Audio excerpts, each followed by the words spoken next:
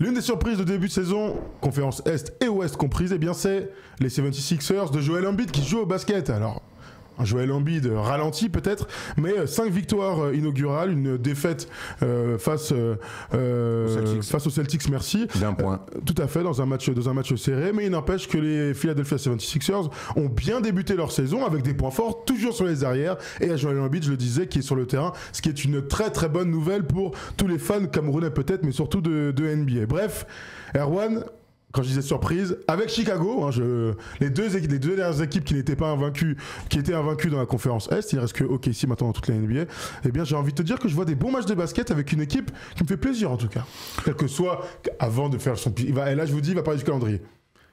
Il va parler du calendrier. Alors qu'il joue au basket. Ça fait comme ça me baise mes techs comme ça direct. Non, mais écoute, Parlons du jeu d'abord. C'est une surprise, c'est une équipe en tout cas qui a envie de jouer au basket. On se souvient quand même la saison dernière, ça a été un fiasco monumental autour de Joel Embiid et de Paul George.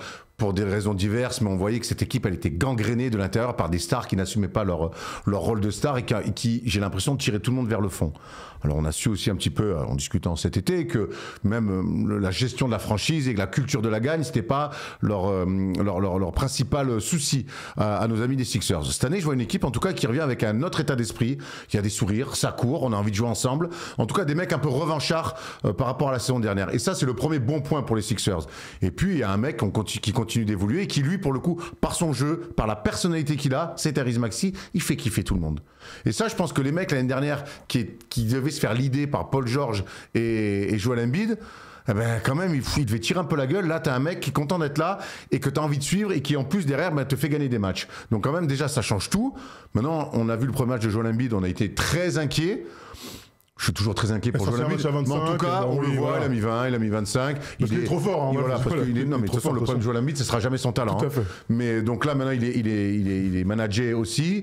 Ils ont perdu un match d'un point face à Boston. Ils en ont gagné aussi beaucoup des serrés. Un point contre Boston. Voilà. Déjà, hier, ils ont éclaté une équipe. Et je fais une petite parenthèse. Vas-y. La honte. Brooklyn.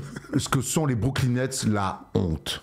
C'est la honte. J'ai rarement vu une équipe proposer ce qu'ils ont proposé hier face aux Sixers. C'est que, on aurait dit, un scrimmage de N2 mi-juin avec des joueurs rincés qui ont des agents pour gagner 800 € par mois et qui se la racontent et qui ont plus de gears sur eux que d'argent qu'ils demandent. La honte.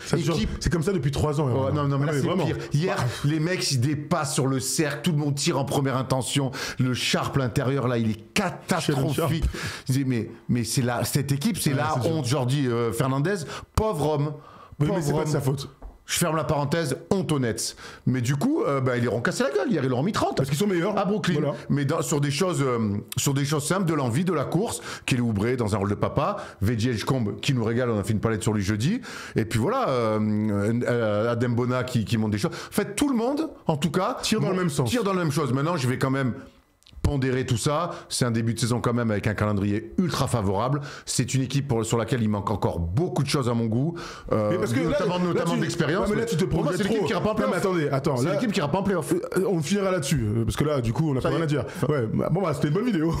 Non, mais ce que je veux dire, c'est que j'ai commencé là-dessus. Moi, je trouve que l'histoire du calendrier, ça marche quand c'est une équipe que j'attends. C'est-à-dire j'ai des attentes, l'équipe commence sa saison avec 4-5 victoires, sur le calendrier, je vois en même temps ils sont programmés pour ça. Philadelphie, il n'y a personne qui les a mis en play-off sûr, on les imagine tous au mieux en play-in, donc c'est bien la preuve que c'est l'équipe qu'on n'attend pas, surtout dans la conférence Est. Ils jouent contre Boston, Boston a beau être au bout du rouleau, tu gagnes ton premier match, tu joues contre Charlotte, ils sont kata, tu gagnes, il n'y a pas de souci, tu joues contre Orlando, contre qui on a tous dit le Magic va être meilleur et tout, dans un match d'attaque là, eh bien ils les ont battus, tu gagnes contre Washington, très bien ils sont meilleurs, mais quand t'es meilleur, faut le montrer et il faut gagner le match. C'est ce qu'ils ont fait dans la plupart de ces matchs-là. Donc c'est pour ça que je voulais quand même commencer avant de parler de ce calendrier qui existe. Alors, de toute façon, ça fait 6 matchs. Je vais répondre à ton ton d'instituteur là, Gérard Klein. Je fais Thomas à ton grand âge, mais désormais parce que tu es passé dans cette catégorie-là maintenant de mec mature, de journaliste avec du recul. Wiseman et pas James. Voilà, exactement. C'est que la vérité de ces débuts de saison-là, on les connaît. Ça fait des années, on connaît. Il y a toujours des équipes qui vont surperformer parce que là, je te le dis, plus de la moitié des équipes, alors que ça a été un peu moins le cas l'année dernière, ne sont pas prêtes. ne sont clairement pas prêts. Eux, ils sont arrivés avec un peu un esprit de revanche. Et je pense aussi au coach Nick Nurse qui, l'année dernière, il était loin des standards qu'il a pu connaître avant. Voilà, ils arrivent avec un esprit de revanche. Bravo, tant mieux. Ils ont un super joueur qui est Tyrese Maxey. Personne les programmes pour aller au titre ou voilà. passer des top places. À part Thomas Larocque. Voilà, je dis. À part Thomas Larocque, je vais quand même vous redire ce qu'il a dit. Je dis bravo. Déjà, de gagner des matchs, tu les enchaînes. Point, allons-y. Maintenant, je vois voilà, c'est tout. Mais alors, tout à l'heure, je disais pour Thomas Larokis, là, parce que Thomas, en pré-saison sur Clutch, a dit sa grande take. Vous savez, on devait vous dire des trucs un petit peu inespérés. Donc, moi, je disais Boston va tanker à un moment donné dans la saison. Les Sixers seront en finale de conférence. Donc, énorme take de Thomas. Ce qui est sûr, c'est que ça commence dans le sens. C'est encore plus ouvert que ce qu'on imagine la conférence Est. Hein. New York n'est pas en place. Il n'y a pas une équipe qui surdomine. À part Chicago et Philly. Tout à fait. D'ailleurs, je vous mets la petite cote pour la qualif en playoff. Parce que vous allez voir que sur Winamax, on se retrouve quand même avec une cote très faible. C'est-à-dire que les traders pensent qu'ils vont aller en playoff. Ils sont cotés à 1,20. Regardez, Cleveland, New York, grand favori. Ça sert à rien de mettre de l'argent là-dessus. Détroit, malgré les débuts compliqués. Orlando, malgré les débuts compliqués. Et arrive Philadelphie, devant les Bucks et devant Atlanta, 1,20. C'est quand même assez dingue. Ça montre aussi la faiblesse de la conférence Est. Comme toujours, les amis, si vous voulez nous rejoindre sur Winamax, ça se passe comme ça avec le code FT10. Depuis plusieurs années, Winamax est partenaire de notre chaîne. Et avec eux, tu peux utiliser ton expertise pour gagner de l'oseille en pariant sur toutes les compétitions de basket. Sur les matchs, mais aussi, et ça on adore, parier sur les perfs des mecs. Tiens, je sens bien qu'un Serbe va faire un triple-double. Paris plutôt safe. Tu peux aussi miser sur qui sera le meilleur scoreur, le meilleur passeur, et même miser sur les duos. Bref, l'offre basket Winamax n'a jamais été aussi complète. En plus, ton premier pari peut être remboursé en cash à hauteur de 100 € maximum. Et vu qu'on est sympa, on t'offre même un petit bonus de 10 € lors de ton premier dépôt avec un code FT10. Plus d'infos en description. On rappelle quand même, le plus important, c'est strictement interdit aux moins de 18 ans. On est là surtout pour s'amuser. Rendez-vous sur Clutch, mercredi et vendredi à 17h autour de Rémi avec Thomas Larocque, c'est Adjola là bien sûr, et Erwan et moi. On va parler un petit peu de jeu parce que oui, il y a les résultats, on en fait ce qu'on veut. Il n'empêche que le jeu s'est complètement déporté sur les extérieurs. Il y a une stat qui est très étonnante avant qu'on parle des stats un peu brutes d'équipe. Tyrese Maxey, je dis vers les extérieurs, mais c'est parce que le meilleur joueur est Tyrese Maxey avec ses 33,7 points pour 42 minutes de temps de jeu. On en parlait tout à l'heure avec Memphis et les 28 minutes de Ja Morant. Frérot, il est à 42 minutes de temps de jeu, presque 5 rebonds, 9 passes décisives aussi pour lui. Écoute, la liste des scoreurs, c'est assez étonnant. Tyrese Maxey, 33 points. VJ Edgecombe, 20 points, le rookie qui nous régale. Kelly Oubre, 19 points. Quentin Grimes est à 18 points. Joel Embiid. Je me souviens que Quentin Grimes, la saison dernière, il met des 40 et tout. Il est magnifique. Il était aussi au Mavs, souvenez-vous. Transfert avec Caleb Martin. Bon trade, ça encore, de notre ami, dont on ne prononce plus le nom. Joel Embiid est donc le 5e meilleur scoreur de cette équipe avec ses 17 points en 4 matchs, il en a déjà manqué 2. C'est quand même assez étonnant d'avoir une équipe avec 4 vrais extérieurs. Kelly Oubre est un poste 4, mais c'est un vrai gars qui est d'abord porté sur les extérieurs. C'est assez étonnant, non? Oui, étonnant, oui. Après, ils jouent small ball, ils jouent chaque fois avec un pivot au mieux. Tout le reste, c'est des postes... Oui. C'est Dominique Barlow, voilà. C'est Kelly Oubre qui vont jouer 4, quoi, en gros. Exactement. À chaque fois, Kelly Oubre joue beaucoup 4 et ça lui va plutôt bien. Ouais. Je trouve qu'il a beaucoup bossé dans le playmaking, dans le dribble, dans la passe. Donc, il leur fait beaucoup de bien. Puis du coup, lui, sur un poste 4, chaque fois qu'il est au large, il a un mismatch tellement que c'est un poste 2-3 qui va vite, donc c'est un peu une galère. Il a pris la place de Tobias Harris il y a 2 ans. Exactement. Et puis ils ont ce truc de... Il court tout le temps ça avec Tyrese Maxey qui joue quasiment toutes les possessions. Ça va à 200 à l'heure, énormément de tirs en première intention, à 3 points, ça tombe dedans. Bon voilà, et puis après ils ont des postes 5 qui sont parfaits pour ça. Les rentrées d'D Drummond, il prend du rebond, il fait du cercle à cercle. Bona, je t'en parle même pas. C'est 3 bons pivots. Voilà, 3 bons pivots qui font le taf. Quand Joel Embiid est là, évidemment que le jeu se ralentit, mais il y a plus de pick and pop, il y a plus de variété dans le jeu, il y a autre chose. Et puis là c'est un basket un peu foufou où ils vont tous plus vite que leur vis-à-vis sur les lignes extérieures. Donc les mecs sont obligés de donner beaucoup d'aide. Ça lâche des gonfles et derrière ça balance. Edgecombe qui est pas un shooter naturel qui prend vite, mais il met beaucoup de tirs à 3 points parce qu'il a le temps d'attraper, parce que sur Maxey t'es obligé d'aller donner des aides franches. Alors Tyrese Maxey, on s'arrête un petit peu sur lui, il fait partie des meilleurs joueurs de ce début de saison. On en a cité quelques-uns dans le First Day Show. Alors je sais pas s'il va, je sais qu'il va pas rester à 33 points par match, ce serait quand même très étonnant sur toute la saison, ce serait très étonnant. Voilà, ce serait très étonnant, il va peut-être un petit peu redescendre autour des 28, 29, 30, ce qui serait déjà magnifique. Mais en fait, il continue à nous surprendre. On l'a dit pour Austin Reeves lundi dernier. C'est des mecs, en fait, plus ça va, plus ils progressent, plus ils font des stats aussi. Je me dis juste, bah ouais, il peut faire partie des meilleurs joueurs à un moment donné, peut-être avoir des votes pour le MVP si on est vraiment fou. En fait, c'est des mecs qui répondent toujours présent et qui prennent toujours plus que ce que la réalité peut leur donner. On se souvient, les rookies, il arrive, il devient automatiquement, directement une option numéro 3 derrière James Harden et Joel Embiid. Et à cette époque, les Sixers jouent le titre. Donc il se mue directement, dès qu'il arrive dans la ligue, boum, en une option numéro 3 d'une équipe qui veut aller loin et derrière 2 superstars. Harden se barre, Paul George arrive, et en fait, on se rend compte que, ah ouais, super, Tyrese Maxey, option numéro 3. Ah ben non, c'est pas l'option numéro 3, c'est l'option numéro 2, Tyrese Maxey. Et Paul George, ça l'arrange bien, entre ses podcasts et 2-3 pick and roll de fonctionnaires, d'être option numéro 3. Parfait, tu veux pas être numéro 2, moi je vais être numéro 2, je prends. Boum, il arrive cette année. Il est en pleine bourre, il fait que progresser. Joel Embiid, on sait pas trop dans quel état physique il est, il y a des minutes à prendre, il y a des responsabilités à prendre. Boum, je les prends, je suis option numéro 1. Qu'est-ce qu'il y a ? C'est Tyrese Maxey, c'est l'évolution de sa carrière. C'est pour ça que quand tu dis il va peut-être descendre en dessous des 33, moi je serais pas surpris qu'il soit au-dessus des 30 points sur cette saison. Ouais, tu crois ? Moi je pense, ouais. Alors, c'est trop un attaquant, trop de qualité. Oui. Je veux dire, il y a des mecs qui devraient revenir un jour. Oui, mais moi je crois qu'il a trop. C'est un attaquant, il va beaucoup trop vite, il met dedans, il a progressé sur le pick and roll, puis c'est un slasher aussi. Donc moi je ne serais pas surpris qu'il finisse la saison à plus de 30 points. En tout cas, c'est un mec qui montre saison après saison que. Mais donnez-moi des responsabilités. Nous, on se souvient l'année dernière, on avait fait un truc sur lui en disant c'est quoi son plafond de verre ? Ah, je ne le vois pas être un go-to guy, c'est plus un numéro 2 derrière un gros. Oui, si vous voulez parler là, les deux blaireaux à rue boulevard Sébastopol, moi en tout cas, si on me donne les responsabilités pour être numéro 1, je ne vais pas dire merci, je vais les prendre. Je vais les arracher. Et donc, c'est ce qu'il est en train de faire. C'est un mec un peu comme ça. On lui donne tout ce qu'on lui donne, il le prend et il le multiplie par 2. Alors, pour être précis, saison rookie, il a 8 points par match. Deuxième saison, il a 17 points par match. C'est cette saison. C'est sa deuxième saison où il devient titulaire lors de sa deuxième saison. Il joue meneur de jeu. Après, il y a notre ami James Harden qui arrive. Là, il a 20 points par match. L'année d'après, c'est là sa breakout season. Il devient All-Star pour cette saison 2023-2024. Il gagne le MIP aussi. Il a 25-9. L'année dernière, il a 26-3.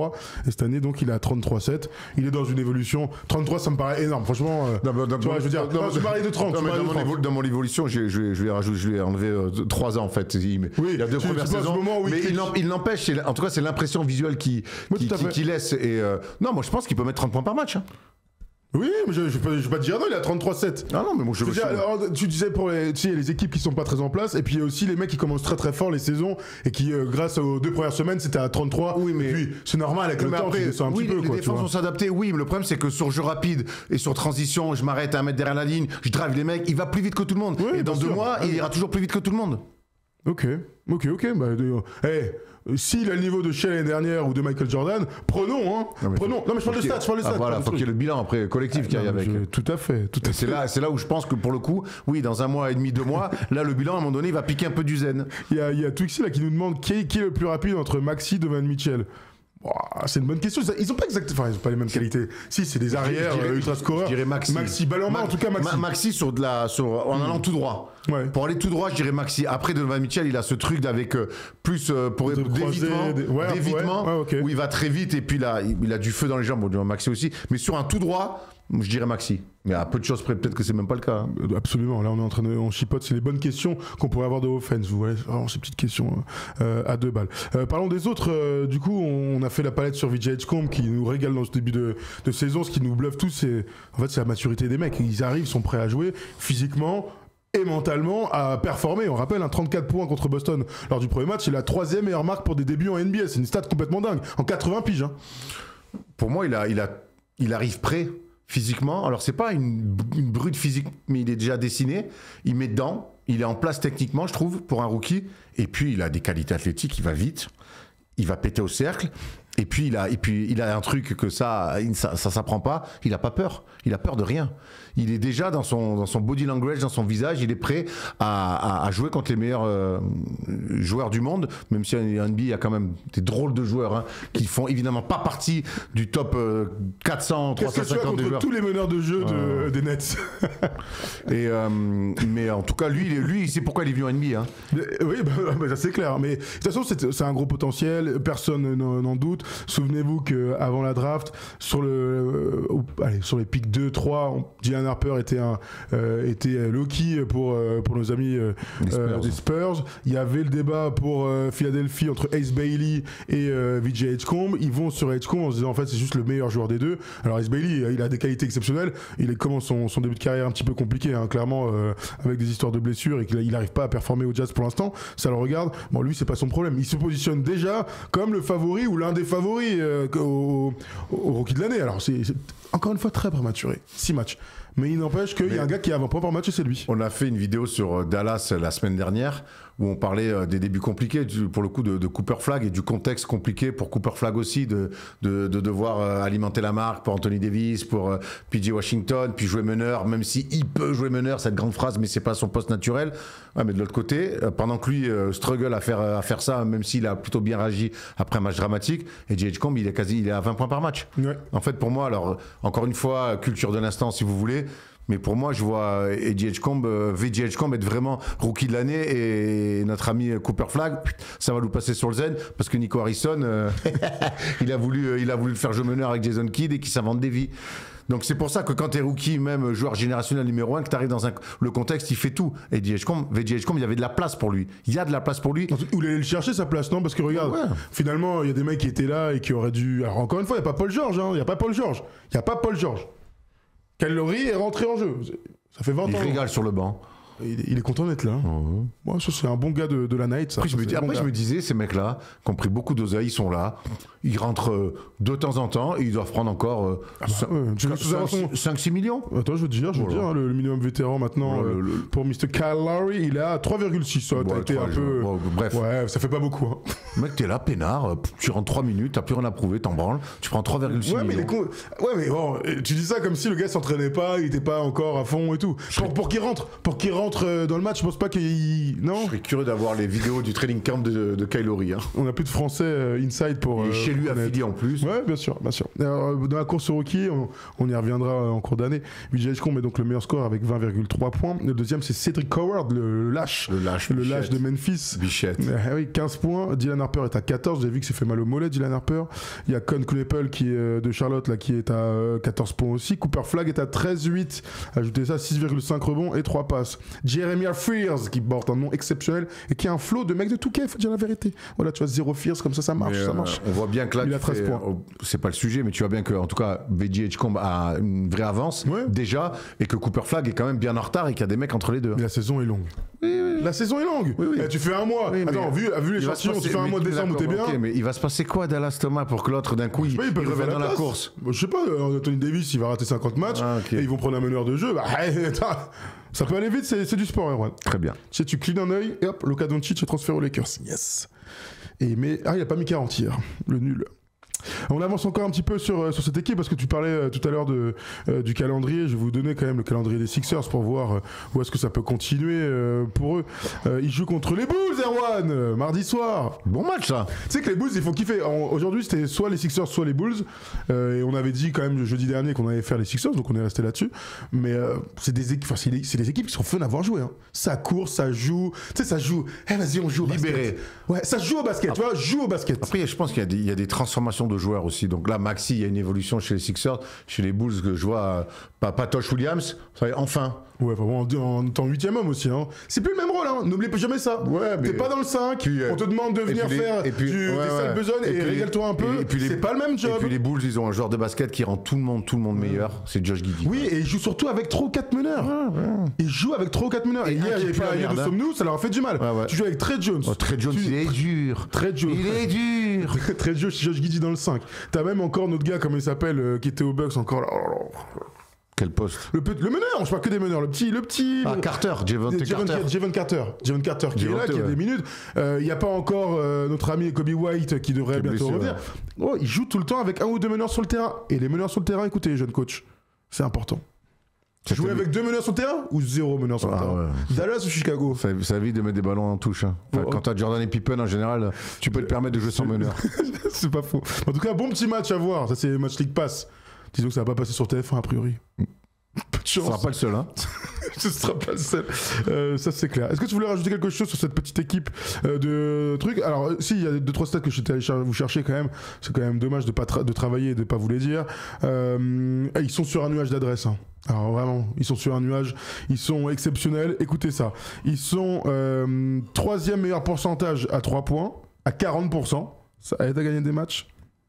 C'est l'équipe qui fait le plus de contres de toute la NBA. Ça peut aider à gagner des matchs. Ils sont à 7, presque autant que Victor. Et c'est donc la 2e attaque de NBA.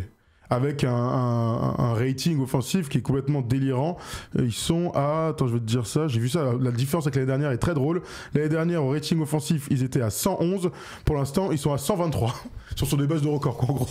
C'est drôle. Après, ce qu'on peut se poser comme question avec cette équipe-là, c'est quid de Joel Embiid? Comment ils vont l'utiliser? Est-ce que tu peux le gérer et que quelque part, il peut t'amener quand même du très haut niveau sur un poste de pivot et quelque part te faire changer la donne et te faire espérer un top 6 dans la conférence Est. Voilà, faudra voir quand est-ce qu'il va revenir, comment il va revenir. Parce que là, on sait que là, il est pour l'instant sur le côté. Moi, je te dis, son premier match m'a énormément inquiété. Il est monté petit à petit en régime. Il a l'air d'accepter aussi que ça joue vite et qu'il est moins impliqué comme la première option ultime de cette équipe-là. Bon, moi, je l'ai dit l'année dernière, j'ai pas changé d'avis. J'y crois pas au retour de Joel Embiid. À 100%. Mais est-ce que ce mec-là peut leur apporter quelque chose, redonner encore un peu plus de relief par rapport à ce qu'ils ont proposé l'année dernière et rajouter une arme nouvelle à cette équipe-là, même si ce tempo incroyable, ça va pas forcément avec Joel Embiid. Non, donc, est-ce qu'ils vont devoir mettre un frein à main sur une façon de jouer qui marche pour remettre un Embiid pas à 100% dans le coup? Ça va être toute la problématique à gérer pour Nick Nurse. Alors attends, il y a deux petites infos encore que je voulais te parce qu'on n'a pas parlé de Jared McCain. Jared McCain qui lui aussi va revenir dans ce basket derrière, qui a fait une lui, super première saison. On l'a oublié déjà. Ça va vite, hein. Mais bon, il aura son mot à dire dans son comeback, Erwan.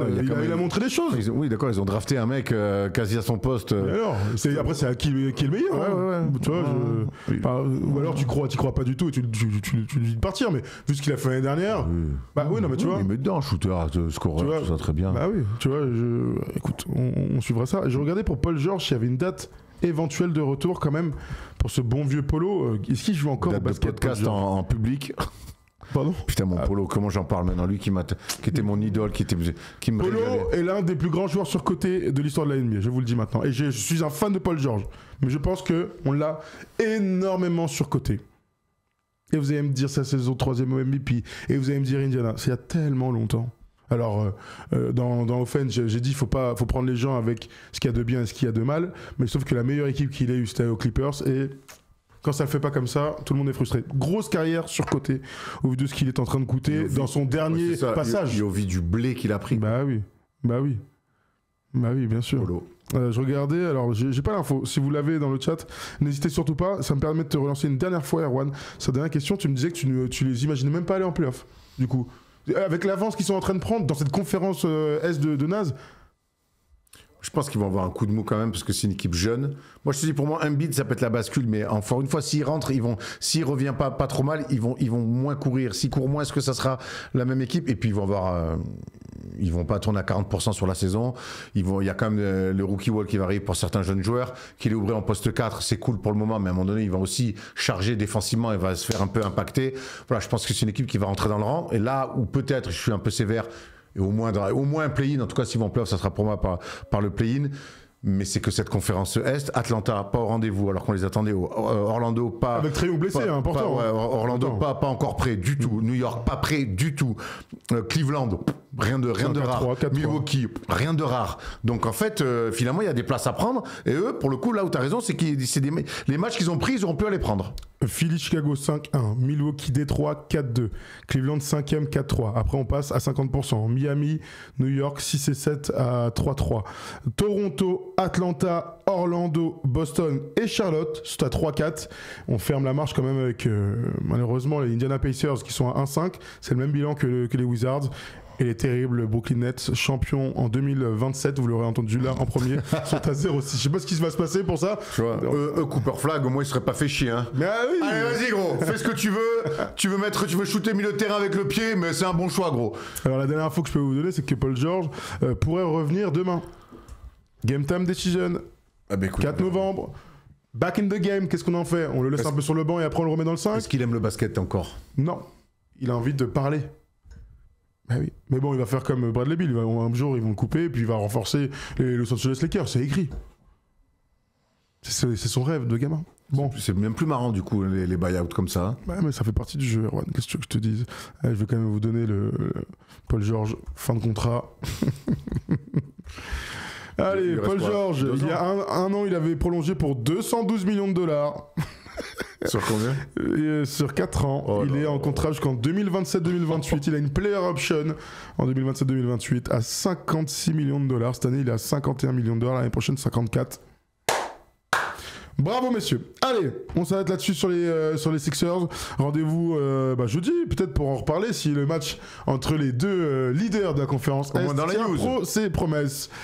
Voilà, merci à Loris de nous avoir appelé. Malheureusement, il faut qu'on avance dans cette émission. Oui, il faut qu'on avance, il est 21h16. Merci à tous de nous avoir suivis pour parler des Sixers. Si vous êtes en replay, comme d'hab, vous nous donnez votre avis. Est-ce que McCain est la meilleure frite du paquet?